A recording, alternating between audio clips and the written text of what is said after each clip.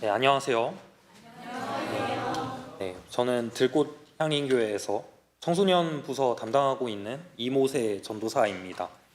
원래 강단 교류는 목사님들이 하시는 걸로 알고 있는데 저희 박재영 목사님께서 안식년을 맞으신 덕분에 네, 제가 평소에 너무나 존경하는 목사님들이 계신 또 너무나 좋아하는 강남 향림교회에서 초대받게 되어서 너무 감사하게 생각합니다. 오늘 말씀은 제가 작년 7월 28일에 들꽃에서 나눈 것을 조금 수정한 것입니다. 이 말씀을 강남 향리인 식구분들과도 함께 나누기를 희망합니다.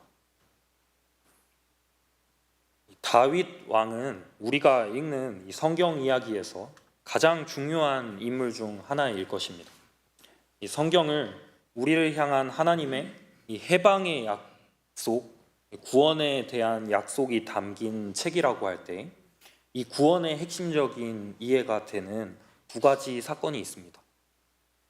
이 하나는 이 모세가, 제가 모세인데요.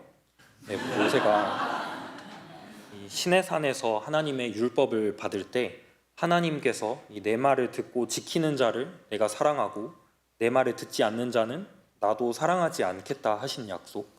그러니까 우리의 실천에 따라 그 결과가 달라지는 것으로 표현되는 구원이라면 또 다른 하나는 이 다윗에게 이 선지자를 통해서 그리고 시편의 말씀들을 통해서 너를 통해 성전이 건설될 것이고 너의 나라는 절대로 무너지지 않을 것이다 하신 약속인데 이 다윗에게 주신 약속은 우리의 어떠함과 상관없이 주어지는 하나님의 선물로 표현되는 구원입니다.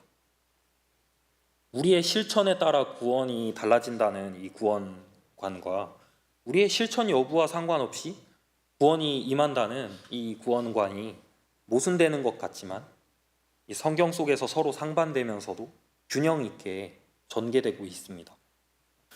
네, 여기서 주목하고 싶은 지점은 우리의 실천과 상관없이 영원한 약속으로 상징되는 구원이 이 다윗이라는 인물로 표현되는 것 자체가 이 다윗이라는 인물이 얼마나 굳건한 나라를 이룬 통치자인가를 암시하냐는 것입니다. 우리가 다윗 하면 당연히 이스라엘 왕 중에서 최고의 왕이라고 평가받는다고 생각하지만 이 다윗은 처음에는 이 온 이스라엘의 왕이 아니라 이스라엘의 일부 지역이었던 유다의 왕으로 세워졌습니다. 이 초대 왕 사울의 아들이었던 이스보셋이 이스라엘의 왕이었습니다. 이스라엘의 왕이 떡하니 있는 상황에서 이 남쪽의 지역 유다에서는 다윗이 왕이다 하고 등장한 것 자체가 내전 상황인 것이죠. 이 말하자면 다윗은 쿠데타를 일으킨 것이죠. 이 성경 기자는 이 사실을 딱히 문제도 아닌 것처럼 담담히 기술합니다. 오히려 다윗이 얼마나 왕의 권위를 존중한 인물이었는가를 변호하듯이 쓰여 있습니다. 그 이유는 아무리 등장이 쿠데타 같은 느낌이 드는 인물이라고 해도 다윗이야말로 온 나라의 통치자라는 것을 의심하는 사람이 없었기 때문입니다. 그와 맞설 수 있는 적수가 없었습니다.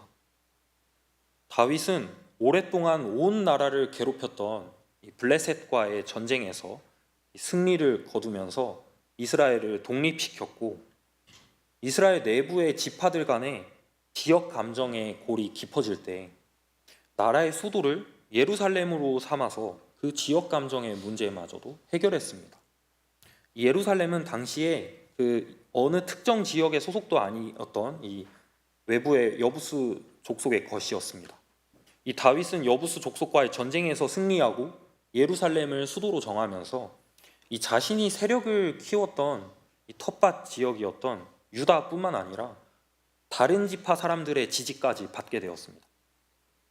그렇게 해서 점차 온 나라의 왕으로 이 정치적인 설득력을 얻었습니다. 이 전쟁 영웅이자 정치 천재 이었던 다윗은 갈수록 어느 누구와도 견줄 수 없는 인정을 받았습니다. 사무엘하 7장 16절에 보면 하나님의 선지자 나단이 다윗에게 이런 말씀을 전합니다. 너의 집과 나라는 영원히 이어갈 것이다. 내 왕위는 영원히 튼튼하게 서 있을 것이다. 영원히 튼튼한 나라, 영원히 흔들리지 않는 나라. 이 다윗의 나라에게 무슨 위기가 있겠습니까? 모두가 이 사람이 바로 왕이다 하고 인정할 만한 빛나는 정치적인 업적을 쌓고 하나님한테마저도 영원히 흔들리지 않을 것이라는 약속을 받았는데, 근데 이런 다윗의 나라가 엄청 휘청거리는 위기를 맞게 됩니다. 오늘 이 다윗의 나라가 그 분열의 위기를 겪은 커다란 사건에 대해 말하려고 합니다.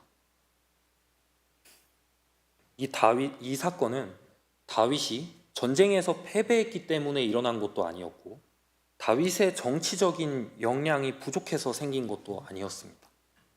단지 단 한 사람에게 공감을 못 해줘서 일어난 일이었습니다. 이 다윗에게는 암논이라는 아들이 있었습니다. 이 암논은 아주 나쁜 사람이었습니다. 암논은 자신과 배가 다른, 그러니까 아버지는 다윗이지만 어머니가 다른 이 다말이라는 여동생이 있었는데, 그 암논은 이 배가 다른 여동생 다말을 강간했습니다. 아주 끔찍한 사건이었습니다. 이 강간 피해자였던 다말에게 압살롬이라는 친오빠가 있었습니다. 이 압살롬은 처음부터 암논에 대한 사적인 복수를 생각하지 않았습니다. 아버지 다윗을 존중해서 아버지가 이 일을 잘 해결해 줄 것이다 라고 생각했습니다. 하지만 다윗은 분노하기만 했을 뿐 다말이 이 성폭행 피해를 당한 것에 대한 어떠한 조치를 취하지 않았습니다. 가해자인 이 왕자 암논을 왕족에서 폐한다거나 이런 어떠한 공적인 아무런 조치를 취하지 않았습니다. 압살롬은 아버지 다윗은 나의 친가족이 이런 피해를 겪어도 아무런 조치도 하지 않는 사람이구나 하고 생각했고, 이 암논에 대한 사적인 복수심을 키웠습니다. 다윗이 아무런 조치를 취하지 않은 것은 다윗이 이 일에 아무런 아픔을 못 느끼거나 그 일을 문제가 아니라고 생각했거나 정치적인 계산을 못해서가 아니었습니다. 오히려 그 반대로 다윗이 정치적인 셈법이 너무 빠르고 뛰어났기 때문이었습니다. 당시 사람들은 다윗이 본래 초대 왕이었던 사울 가문에서 태어난 자가 아니라는 것을 의식하고 있었습니다. 그래서 이 다윗이 자신의 왕위를 자신의 혈육한테 물려줄 것인가에 관심이 몰려 있었을 것입니다. 이런 이목이 집중되는 시기에 왕자들 사이에서 일어난 문제를 왕이 나서서 칼같이 해결하면 이 왕위 계승에 대한 이슈가 크게 번질 것이 뻔했습니다. 암논을 왕족에서 폐위시키면 가문 바깥의 사람들은 쿠데타로 왕이 된 다윗이 이제 자신의 아들 중 한 명에게 왕위 계승을 하기 위한 정리 작업에 들어갔다 라고 해석할 것입니다. 다윗은 스스로가 자신은 왕위의 정통 계승자가 아니었음을 인지하고 있었습니다. 그래서 이런 문제를 키울 것에 대해서 조심스럽게 접근할 수밖에 없었습니다. 더군다나 이 압살롬과 다말은 외교적인 목적을 위해 다윗이 외국의 공주와 정략 결혼을 통해서 얻은 아이들이었습니다. 그래서 이 문제를 크게 키우면 외교적인 문제나 이 자국과 타국 간의 세력 싸움으로 번질 우려가 있었습니다. 다윗은 어떻게 하면 자신이 실수하지 않고 문제를 더 키우지 않을까 고민했습니다. 그래서 온갖 계산 끝에 문제를 더 키우지 않는 행동은 아무 일도 일어나지 않은 것처럼 그저 조용히 넘어가는 것이라고 판단했던 것입니다. 하지만 이 사람 일이라는 게 최고의 판단이 항상 최상의 결과를 가져오지 않습니다. 다윗이 이 일을 조용히 넘어갔고 과연 다윗의 계산대로 아무 일도 아닌 것처럼 넘어가자 정말로 아무 일도 일어나지 않았습니다.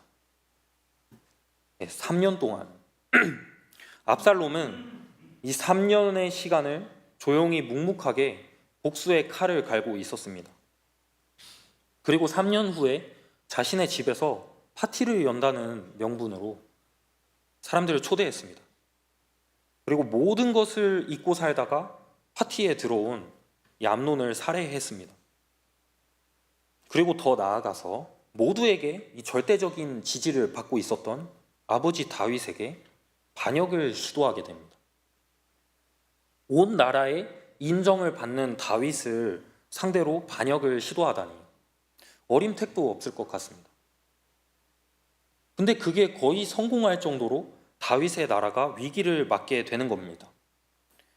이 과정이 참 주목할 만합니다. 오늘 성경 본문으로 읽으신 부분이 그 내용입니다. 압살롬은 억울한 일을 당해서 이 성으로 찾아오는 백성들이 오는 길목에 버티고 서 있었습니다. 그럼 사람들은 이 왕자가 길에 서 있으니까 이 걸음을 멈추고 절을 하겠죠. 그러면 압살롬은 아니 나에게 절을 할 것 없소 하고 그들을 세워주고 입을 맞추면서 이렇게 말했습니다. 우리는 다 같이 친구가 아니겠소. 다 같은 친구가 아니겠소. 우리는 다 형제이고 가족이 아닌가. 아니 근데 무슨 일로 여기에 온 거요? 얼굴을 보아하니 너무 많은 일이 있었던 것 같소. 그래서 사람들이 자신이 겪은 억울한 일을 송사하려고 왔다고 털어놓으면 이 압살롬은 그들의 이야기를 몇 시간이고 들어주었습니다. 3시간이 되었든 5시간이 되었든 반나절이 되었든 그 이야기를 들어주었습니다. 그리고 이렇게 대답했습니다. 그대의 말을 들으니까 내 가슴이 찢어지는 것 같소. 그런 억울한 일을 겪고 어찌 이렇게 버티며 사셨소? 내가 듣기만 해도 그 일을 마치 내가 당한 것처럼 억울해서 가슴이 찢어질 것 같소. 근데 이 나라에는 그보다 더 안타까운 사실이 있어. 이 나라에는 그대의 아픔을 들어줄 사람이 없다는 것이오. 내가 조금만 더 힘이 있어서 그대의 억울함을 풀어줄 수 있으면 소원이 없을 텐데 내가 그대의 아픔에 함께하겠소. 나는 그대를 이해하오. 우리 같이 이 나라를 바꿔보지 않겠소? 압살롬이 이러니까 오늘 말씀에 온 이스라엘의 마음이 사로잡혔다라고 많은 사람들이 압살롬의 편이 된 것입니다. 그리고 그 뛰어나고 유능한 다윗의 업적으로 쌓아 올린 나라가 휘청휘청거리기 시작하는 겁니다.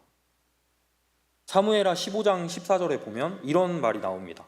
다윗이 이 압살롬이 공격을 하니까 신하들에게 왕궁에서 도망치자고 하면서 하는 말입니다. 모두 여기서 도망가자. 여기서 있다가는 아무도 살아남을 수 없을 것이다. 이 생명의 위기를 갖게 된 것이죠. 이 다윗은 압살롬에게 쫓겨서 성 밖으로 벗어나서 이리 쫓기고 저리 쫓기게 되는 신세가 됩니다. 압살롬이 다윗처럼 어렸을 때부터 골리앗을 한 손에 때려잡았던 소년 스타도 아니고 나라를 독립시킨 전쟁 영웅도 아니었고 지역 감정을 해소시키는 정치 천재도 아닌데 이 모든 것을 이뤄낸 다윗과 그 세력이 견줄 만큼 비대해진 것입니다.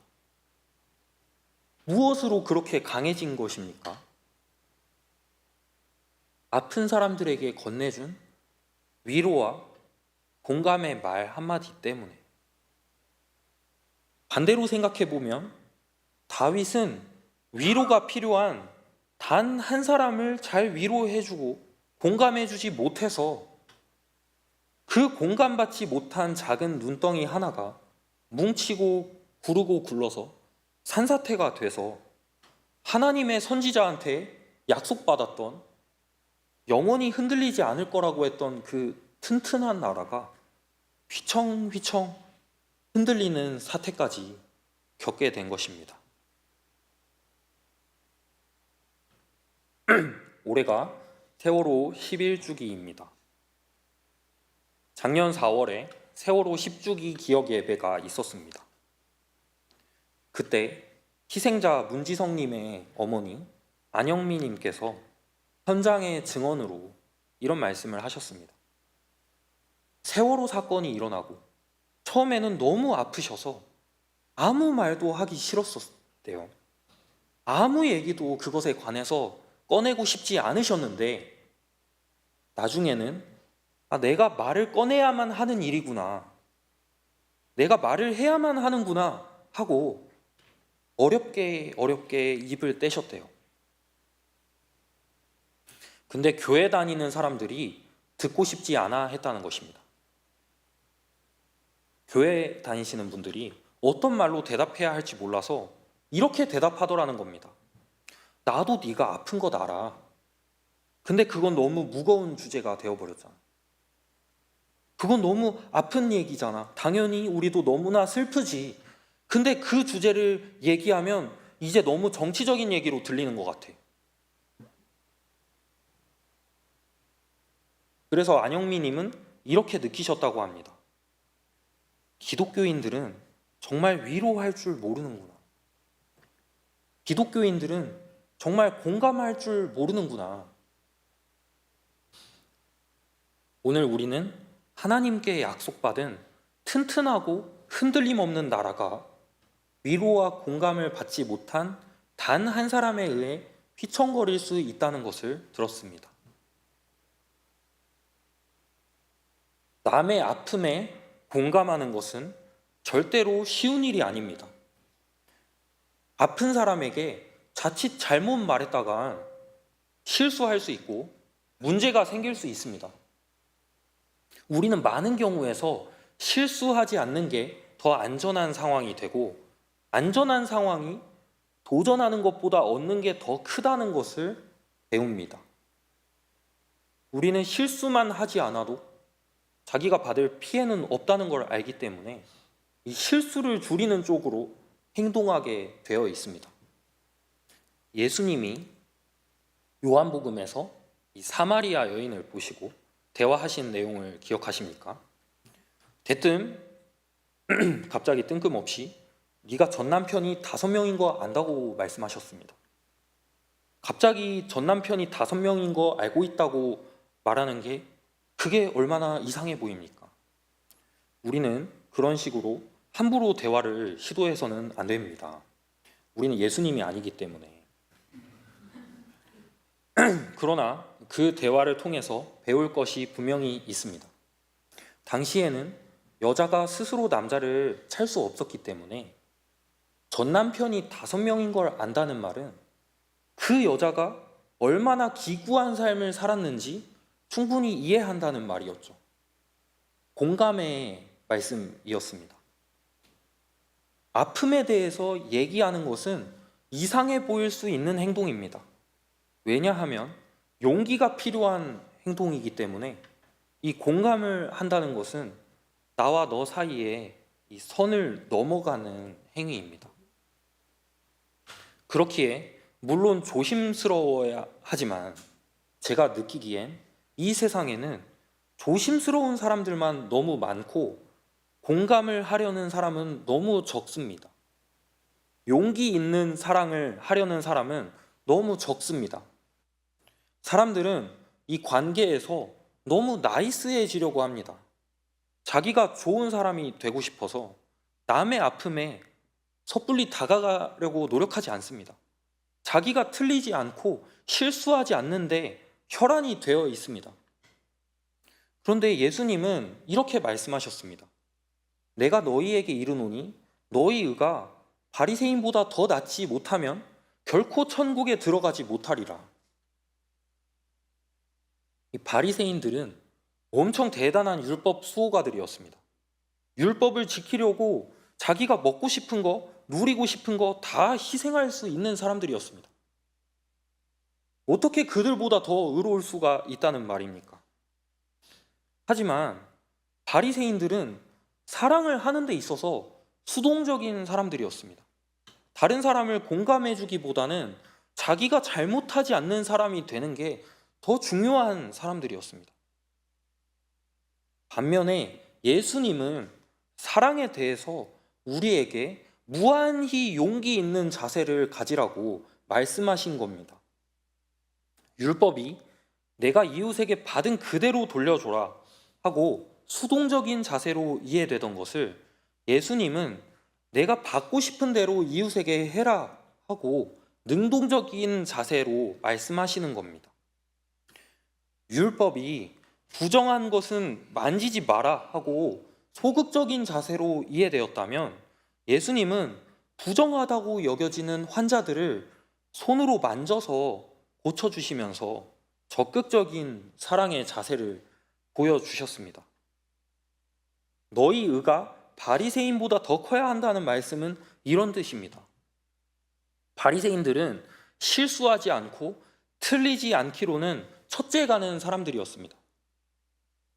하지만 틀리지 않을까봐 조심조심 하는 태도로는 아무리 그걸로 1등을 하고 전국 수석을 차지할지라도 하나님 나라에 들어갈 수 없다. 이런 말씀입니다. 제가 우리 교회 청소년 친구들과 이 마가복음 읽기를 하면서 예수님이 안식일에 사람을 고친 일에 대해서 아이들이 고통스러워할 정도로 계속해서 말하고 있습니다. 저는 그게 복음서에서 너무 핵심적인 일이라고 보기 때문입니다.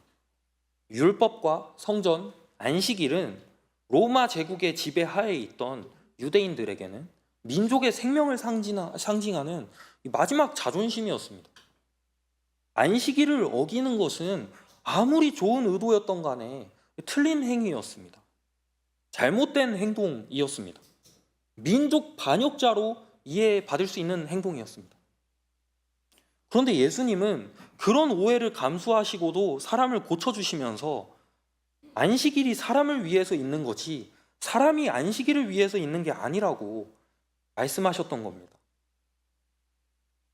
하나님은 우리가 틀리지 않는 사랑을 하는 사람, 실수하지 않는 최고의 판단으로 사랑하는 사람이 되기보다 공감하려고 용기 내는 사람이 되길 바라시는 것입니다. 하나님 나라는 실수하지 않는 사람이 흔들리지 않는 곳이 아니라 용기를 내서 사랑하는 사람이 흔들리지 않는 곳입니다. 저와 여러분들이 예수님께서 본을 보여주신 대로 용기 있는 사랑을 하길 축복합니다. 침묵으로 기도하시겠습니다.